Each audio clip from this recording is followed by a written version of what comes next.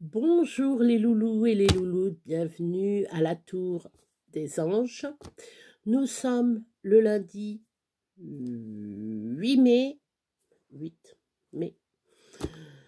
On va faire le Dictio, on va faire les 365 songes de lune et je vais désormais vous raconter des histoires. Alors là, c'est contes et légendes, donc je ferai une ou deux histoires, cela dépend. Le dimanche, ça sera contes et légendes des Charentes. Là, cette semaine, ça sera contes et légendes du pays d'Irlande. L'Irlande se situe dans le nord de l'Europe. Voilà, pour ceux qui veulent regarder, faut regarder, c'est vers les Pays-Bas, tout ça, c'est... Voilà. Enfin, je dois peut-être me tromper, l'Irlande est plus... Enfin bref, c'est dans le nord. Faut pas trop... Je vais pas trop chercher. Excusez-moi. Donc voilà, j'ai une belle nouvelle à vous annoncer, les enfants. J'ai une des chattes que mon fils a mis bas cette nuit 3 petits chats. 3 petits chatons. Là, ils sont encore tout bébés, je ne dérange pas la maman. Quand je pourrai, je vous ferai voir les bébés. Quand je pourrai. Je vous fais voir tout. Mais là, les bébés sont encore tout petits. Donc, je ne veux pas les déranger. Je vais mettre ma lampe. J'ai oublié de mettre ma lampe. Voilà, c'est quand même mieux. Comme ça, je ferai mieux. Donc, voilà, elle a fait 3 petits chats. Jade. On l'appelle la grognasse parce qu'elle est tout le temps en train de faire grrr, grrr, grrr, grrr, grrr, grrr, grrr. Elle me voit, elle ne me supporte pas. Là, depuis qu'elle a fait ses bébés, elle grogne sur moi. Voilà. Et pourtant, c'est moi qui la nourris, je la caresse, j'y fais plein de câlins, tout ça. Mais dès qu'il y a ses bébés, c'est... grrr. Donc, elle veut pas me voir. Je la laisse tranquille, comme ça au moins. Voilà. Donc, on était rendu au C. On était avec Corentin, le canard. Donc là, castor. Le mot, c'est castor. J'en donne 2 à chaque fois. Hein. Après, quand il y aura plus ce dictionnaire-là, je prendrai peut-être un autre dictionnaire, mais plus... plus volumineux. Là, c'est plus pour les tout petits. Voilà. Après, il n'y aura pas d'image dessus. Hein. Non. Je vous ferai voir plus tard. Là, pour le moment, j'ai encore tout ça à vous lire. Hein. Vous voyez, j'ai encore tout ça à vous lire. Donc, on a le temps. Castor. C-A-S-T-O-R. Castor. Cet animal fait sa hutte près de l'eau avec des troncs et des branches qu'il coupe avec ses dents. Le castor fait des barrages. Il fait des barrages. On en a, nous, au niveau de la Loire, on en a des castors, justement. Et je ne le savais pas, hein, je l'ai découvert il y a quelques années. Et il y en a, bien entendu, dans le nord, dans l'Amérique du Nord, surtout au niveau du Québec, etc., l'Alaska, etc. Collectionner. Corentin garde toutes les statues de grenouilles qu'il trouve. Il les collectionne. Et vous, les enfants, vous collectionnez quoi? Il y en a, ils collectionnent des cailloux. Il y en a, ils collectionnent tout ce qui est vache. Il y en a, ils collectionnent les coccinelles. Il y en a, moi, je collectionne les dauphins. Je fais la collection de timbres. Je fais la collection de briquets. Je fais la collection... J'en ai d'autres collections. J'ai plusieurs collections. Mais je suis pas une acharnée de collection. Quand je vois un truc, quand je vois un bel objet, je vais le prendre. Je n'ai pas une grosse collection de dauphins. J'ai pas une grosse collection de briquets. C'est vu mon humeur. Voilà, quand je vois un bel objet, je vais le prendre, je l'achète. Je le prends pas, hein, je l'achète. Ou je demande à la personne, tu fais quoi ton briquet? Si la personne va me dire, bah, je le jette. Tu peux me le donner? C'est une collection, voilà. Je faisais la collection de poupées, j'en fais plus, parce que la poupée, faut vraiment un... J'en ai quelques-unes en haut, comme vous pouvez voir, j'en ai quelques-unes là. Alors, attendez, voilà. J'en ai quelques-unes là, et j'en ai une qui est derrière, qui est derrière là, voilà. Elle est derrière là, et elle est derrière, il y en a deux, il y en a derrière là-haut, voilà. Derrière là, voilà. Mais non, j'ai abandonné, j'en ai dans le meuble là, j'en ai dans le meuble là, qui, normalement c'est une cheminée, mais on en a fait un placard. Voilà. Je vais vous faire voir les petites photos. Alors ici, c'est le castor qui mange du bois. Et Corentin avec sa collection de grenouilles. Il y en a, ils font des collections de bijoux. Fantaisie, bien entendu. Moi, je connais quelqu'un, c'est collection de bijoux fantaisie. Moi, les bijoux, à part ça, et puis ma montre connectée. Bon, puis les lunettes, parce que... Enfin, les lunettes, c'est vraiment... Ou il y en a, ils font la collection de lunettes aussi. Ils vont acheter, je ne sais pas combien de paires de lunettes, et puis il n'y en a qu'une qui sert. Mais bon. Donc, nous sommes... Hop, faut que je le mette d'aplomb. Nous sommes le 8 mai. On va prendre le petit crayon.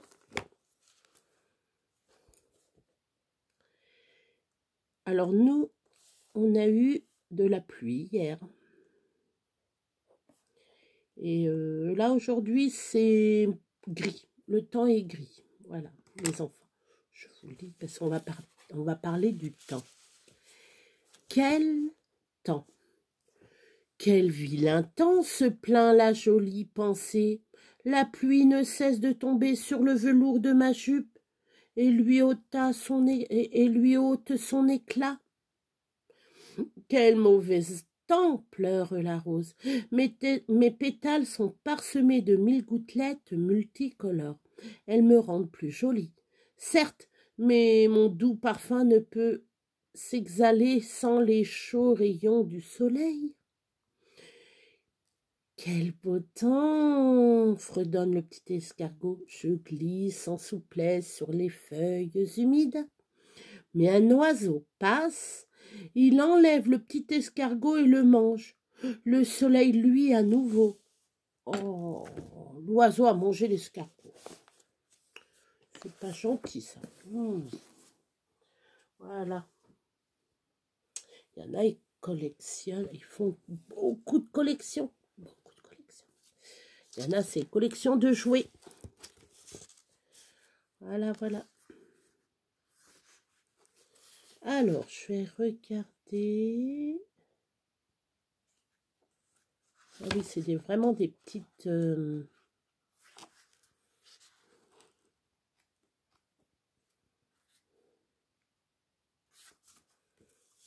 Ouais. Alors, je vais faire un truc avant.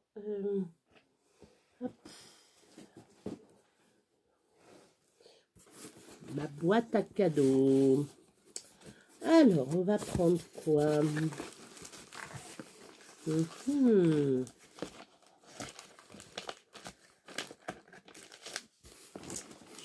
vais prendre quoi?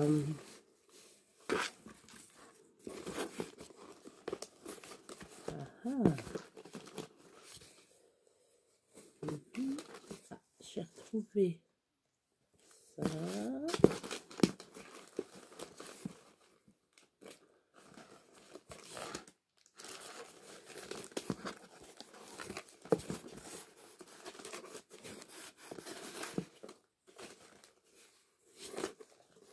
Ah, j'ai trouvé ce que j'allais prendre. Et ben moi, je vais prendre Isa. Regarde. Voilà.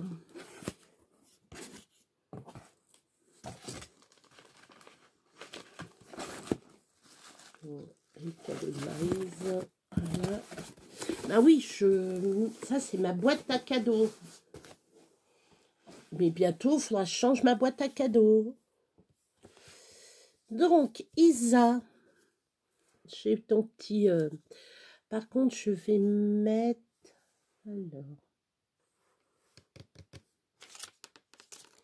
Il faut que je mette un petit...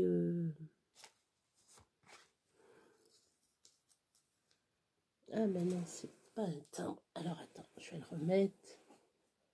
Voilà. Alors. Mais oui, Béa, mais oui, on attend, t'attend. On va prendre. Voilà. Hop.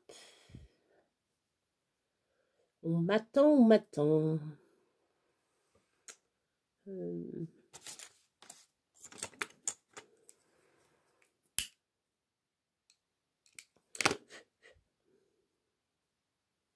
Très bien, c'est attaché comme ça. Ça ne sauvera pas. Voilà. Et hop. Et voilà. Comme ça, je vais pouvoir mettre ça dans mon livre. Ça va me servir de marque-page. J'en ai un des marque-pages, mais j'ai envie de mettre ceux des copines dedans. Comme ça, à chaque fois, j'ai une petite pensée pour Isabelle, par exemple. Alors, la truite blanche. Il était une fois un noble, non, je recommence. La truite blanche. Il était une fois une noble demoiselle de grande beauté, qui vivait dans un château sur les bords d'un lac. Elle s'appelait Dame Évelyne. Elle était fiancée au fils d'un roi. Le mariage était sur le point d'être célébré quand, dans un jour de malheur, des meurtriers la tuèrent et la jetèrent au fond du lac. Tout après, on vit passer et repasser entre deux eaux une truite comme on n'en avait jamais aperçu depuis qu'il y a des ruisseaux et des poissons. Elle était toute blanche et toujours en mouvement, toujours inquiète, comme si elle cherchait une de ses pareilles. Les gens du pays dirent que c'était une fée et se promirent bien de ne jamais lui faire de mal, de ne jamais essayer de l'attraper. Tout alla bien jusqu'au jour où arriva dans le canton une bande de truands et d'anciens soldats. Ils se moquèrent des braves paysans et de leurs truites blanches. L'un d'eux qui, sacré à faire rougir le diable, jura qu'on verra bien s'il ne la pêchait pas pour en faire son souper. De fait, il l'attrapa le forban, et il n'est pas plutôt rentré chez lui qu'il la jette dans la poêle et la à frire. La jolie truite blanche se tortille et pousse des cris de chrétienne, tandis que l'affreux soulard se tord les côtes de rire. Quand il pensa qu'elle devait être cuite d'un côté, il la retourna et recula d'étonnement, voyant qu'il n'y avait, sur son joli flanc argenté, pas l'ombre d'une trace de brûlure.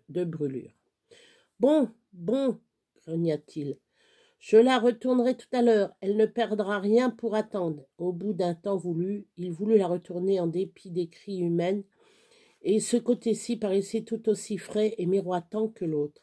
« C'est plus fort que de jouer au bouchon, s'écria-t-il. Attends un peu, ma belle. » Il remit du charbon sur le feu et le souffla, et de ses gros joues, mais pas plus à droite qu'à gauche, à gauche qu'à droite, ne se voit la moindre apparence de cuisson.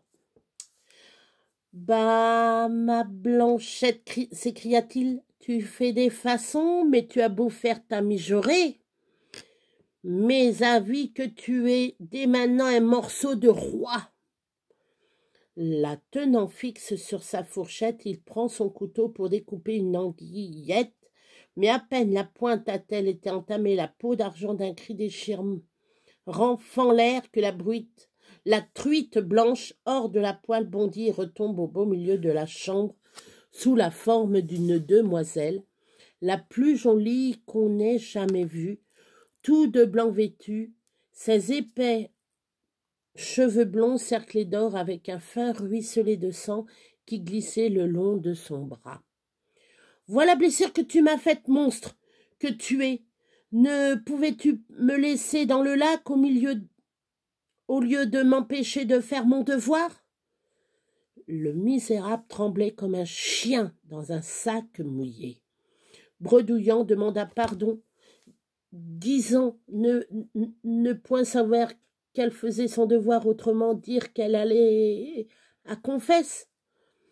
J'attendais mon fiancé qui doit venir à moi par la voie des eaux. S'il vient passer quand je n'y suis pas, alors je le perdrai jamais. Je vais donc te changer en piquen. Un piquen, c'est un saumonet, c'est un jeune saumon. Et je te pourchasserai tant que verdouillera l'herbe verte et que courra l'eau courante. L'affreux soldat prit peur et demanda miséricorde. Renonce à tes gros mots et à tes vilains tours, fit-elle. Fais ton devoir et sois bon à l'avenir. Et à présent, remets-moi dans l'eau d'où tu m'as si cruellement tiré. Oh, noble demoiselle, s'écrie-t-il, bourré de remords, comment ai-je pu le cœur de jeter à l'eau une belle dame comme vous? Il n'avait pas fini de parler que devant ses yeux écarquillés étincelaient sur le plancher la fine truite d'argent. Vite, il la glisse sur son assiette bien propre, prend ses jambes à son cou pour que le fiancé n'attende pas et rejette la truite au lac. Une minute, l'eau fut rougie par le sang de la blessure, puis redevient claire. C'est de ce jour que la truite blanche porte à côté un petit point rouge vif, comme le sang vermeil. Le soir même, le soulard se fit ermite. Il passa le reste de ses jours à prier pour l'âme de la truite blanche. C'est mignon, c'est mignon, c'est mignon, c'est mignon. Le taurillon tacheté. Il y a longtemps, très longtemps, un garçon gardait sur le flanc de la montagne un troupeau qui avait à sa tête un jeune taureau tacheté. Le petit pâtre n'était pas heureux. Il avait perdu sa mère et la deuxième femme de son père n'avait point d'amitié pour lui. Elle lui donnait à peine à manger. Le voyant tomber de faiblesse, le taurillon lui dit un beau jour: « Tu as faim, dévisse-moi la corne gauche et dedans tu trouveras tout ce qu'il te faut pour te rendre tes forces. » Le pâtre passa à la gauche du taureau qui baissa sa bonne tête carrée.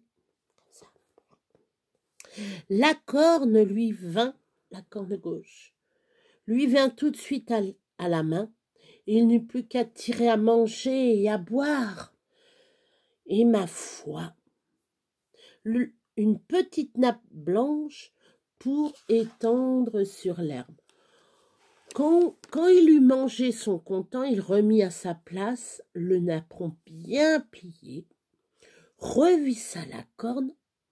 Ce soir-là au souper, il ne mangea mie. Et sa marâtre le remarqua. Elle se dit que le luron avait dû trouver un bon morceau quelque part et elle fut très intriguée. Tout se passa de même le lendemain et le surlendemain. N'y tenant plus de dépit et de curiosité, elle dit à l'aînée de ses filles de suivre le plâtre toute la journée, en se cachant de lui afin d'en avoir le cœur net. La fillette fit le jeune plâtre en se dissimulant derrière les buissons quand vint l'heure du repas. Le taurillon, qui se doutait de quelque chose, tira de la lyre que formaient ses belles cornes évasées un si suave musique que la fillette, derrière son bouquet d'ajoncs, tomba dans un profond sommeil. Et alors le plâtre fit son copieux déjeuner habituel.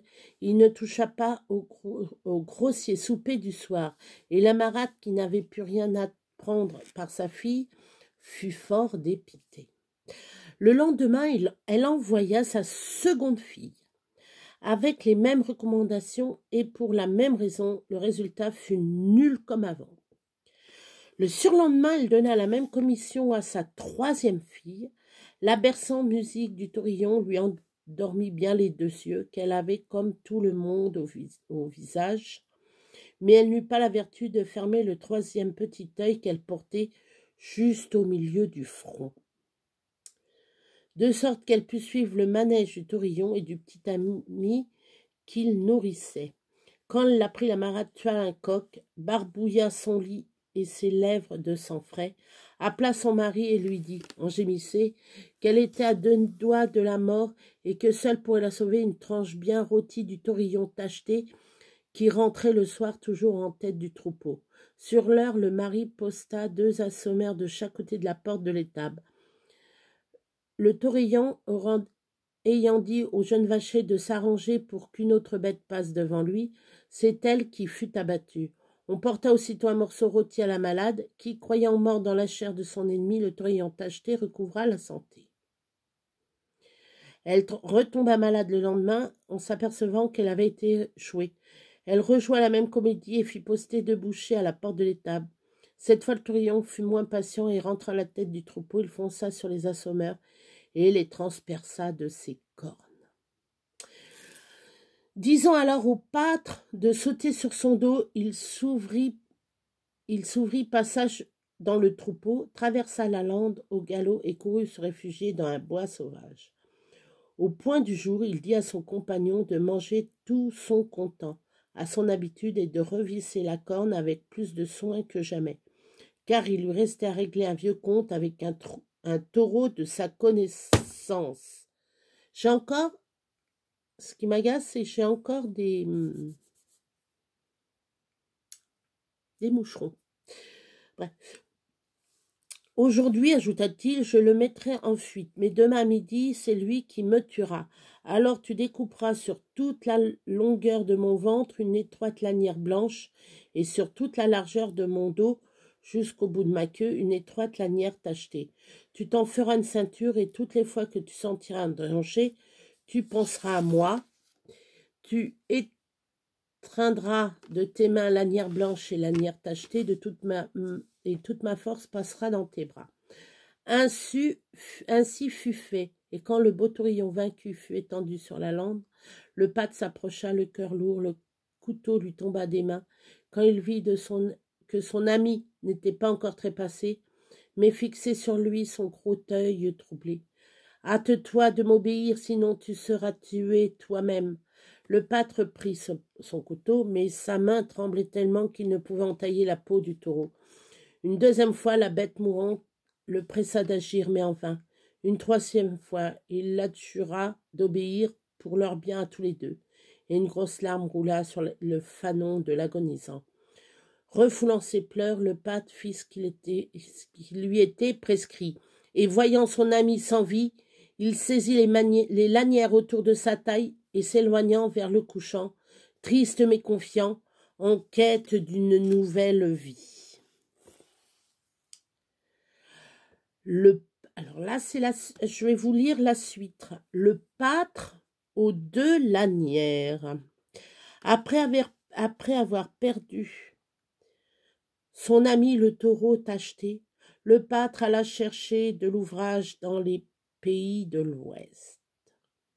Un matin, il rencontra un seigneur qui lui demanda ce qu'il savait faire. « Je ne sais que garder les troupeaux, mais cela, je le fais aussi bien que personne au monde. » « Tu es l'homme qu'il me faut, j'ai pour voisins 3 géants. Toutes les bêtes qui passent sur leur terre, ils les gardent, impossible de les reprendre. Tu comprends, il faut ouvrir l'œil. » Entendu. Je me porte caution, je le ferai bonne garde. Le lendemain, le pâtre conduit son troupeau sur la lande. L'herbe y était rare. De l'autre côté du mur en pierre sèche, la pâture était verte et dure. D'un coup d'épaule, il coucha par terre tout un pan de mur, fit passer cochons, génisses et taurillons par la brèche, et pour enfoncer leur festin, il grimpa sur un arbre et le secoua à grande secousse pour faire pleuvoir sur les bêtes pommes vertes, jaunes et rouges.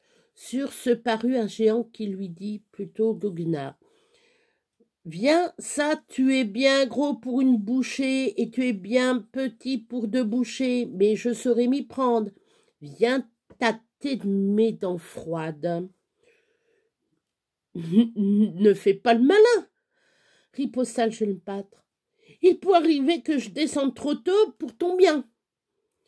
Sans réponse, le géant furieux entoura l'arbre de ses bras bronzés et le déracina. « À moi, courroie tachetée !» s'écria le pâtre en pensant à son ami. En l'instant, la courroie tachetée se déroula de sa taille, s'abattit en sifflant sur le géant et lui ligota les bras et le serra si fort que les yeux lui sortaient de la tête. « Grâce utile, dis-moi ce que tu veux, si difficile que ce soit, je te le donnerai. Je veux une seule chose, l'épée qui est sous ton lit. » Et il suivit le géant entravé qui, à la porte du château, bientôt lui remit l'épée magique.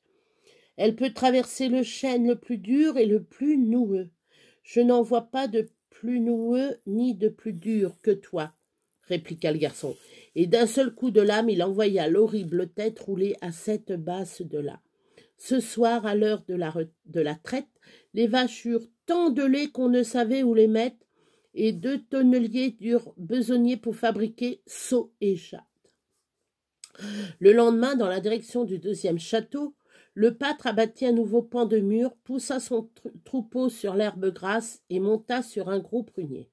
Dès que parut le 2e géant, pourpre de colère. « À moi, courroie blanche !» s'écria le pâtre. Docile, la courroie blanche se déroula, ceignit les bras du géant et le serra à craquer. L'autre, fou de peur, promit tout au monde. « Oh, prête-moi seulement la vieille épée qui est sous ton lit !» fit négligemment le petit. Et quand il eut l'épée encore plus tranchante et plus forte que l'autre, il lui fit voler la tête à 14 brasses de là. Ce soir, c'est 4 tonneliers qui durent besogner des heures pour faire assez de seaux pour tout le lait des vaches. Le lendemain, le pâtre mena son troupeau droit aux porches du 3e château. Le géant était plus énorme, plus affreux, plus redoutable et plus furieux que les 2 autres. Dès qu'il l'aperçut, le plâtre s'écria. « À moi les 2 lanières, la blanche et la tachetée !» Et les 2 lanières aussitôt se déroulaient de s'abattre en sifflant sur les épaules du monstre et de l'étreindre et lui faire sortir les yeux des orbites. « Épargne ma vie et je te donnerai tout ce que tu voudras. Ah, prête-moi seulement la vieille épée qui est rouillée sous ton lit. » Et dès qu'il l'eut en main, plus puissante encore que les 2 autres, il fit voler l'horrible tête à 21 brasses de là. Et les tonneliers passèrent la nuit à fabriquer jattes et seaux pour mettre tout le lait rapporté par les vaches. Le seigneur était content et tranquille, car il avait maintenant à lui tout le domaine des géants. Mais il lui vint un nouveau souci. Approchait le temps où le dragon de feu, qui réapparaissait tous les 7 ans, devait revenir. S'il ne trouvait pas sur la plage une vierge en offrande, il soulevait la mer, noyait toutes les pâtures d'alentour, bêtes et gens qui brûlaient chaumières et châteaux. Le grand jour arriva. Le pâtre demanda à son maître la permission d'aller sur la plage. « Qu'irais-tu faire ?» lui fut-il répondu. « Il y aura tant de monde, de gentilshommes et de manants, que chars et de chevaux, que tu risquerais d'être foulé aux pieds. » Le plâtre ne dit mot, courut au château du 1er géant, adossa un bel habit de seigneur, empoigna l'épée et se précipita sur la plage du dragon. La monstrueuse bête, à peine sortie des flots, se dirigeait sur la vierge liée au poteau et qui était la fille du roi. Le jeune seigneur inconnu lui coupa le chemin et la lutte acharnée dura jusqu'au soleil couché. Le dragon, tailladé comme vieux pourpoint, rentra dans la mer sanglante et hurla qu'il reviendrait le lendemain. Au château du 2e géant, notre plâtre endossa nouvel appareil de guerre, empoigna l'épée la plus tranchante que la première, et voyant que la princesse tournait vers lui des yeux plus horrifiés encore, il chargea le dragon avec une force rafraîchie. Cette fois, le monstre, mal remis de ses blessures, se défendit mollement, et dès midi, rompant le combat, il jeta par les naseaux du sang. Des écumes et des menaces, il entra dans la mer. Plus joyeux et plus vif que jamais, le pâtre vêtu son vieux sarrau de bure, étant rentré avant son maître qui lui conta l'exploit du seigneur inconnu. Notre garçon savait, je crois, l'histoire mieux que lui. Le 3e jour, il s'équipa et s'arma au château du dernier géant, avec l'épée la plus puissante. Il avait l'épée. Il prit un destrier souple et fort, mais cette fois le dragon reposé avait mis ses ailes. Il planait sur le guerrier et se laissait tomber sur lui devant sa menace. Notre ami s'écria « À moi, mes fidèles lanières !» Et il pensa au taureau tacheté sur le champ. Les 2 lanières se dénouèrent, s'abattirent en sifflant sur les ailes et les pattes du monstre qu'elles immobilisèrent, et d'un seul revers de sa forte lame, la tête écumante et baveuse roula dans les fléaux ensanglantés. La longue clameur accueillit l'exploit. On entoura le héros. On voulait le retenir, mais il fut cabré son blanc palefroid pour s'ouvrir un chemin. La princesse déliée courait à lui. Au moment où il allait piquer des 2, elle saisit un éperon et réussit à lui arracher ses chaussures. Rentrant au palais de son père, elle déclara qu'elle n'épouserait que l'homme à qui appartenait le soulier qu'elle rapportait. Le pâtre, en sabot, était déjà assis au coin de l'âtre. Le vœu de la princesse vola de bouche en bouche. Le fils de roi et de gentilhomme essayèrent à qui mieux le court soulier de guerre. Les uns se coupèrent les orteils, les autres entamèrent le talon. Mais rien n'y fit. Impossible de chausser le soulier.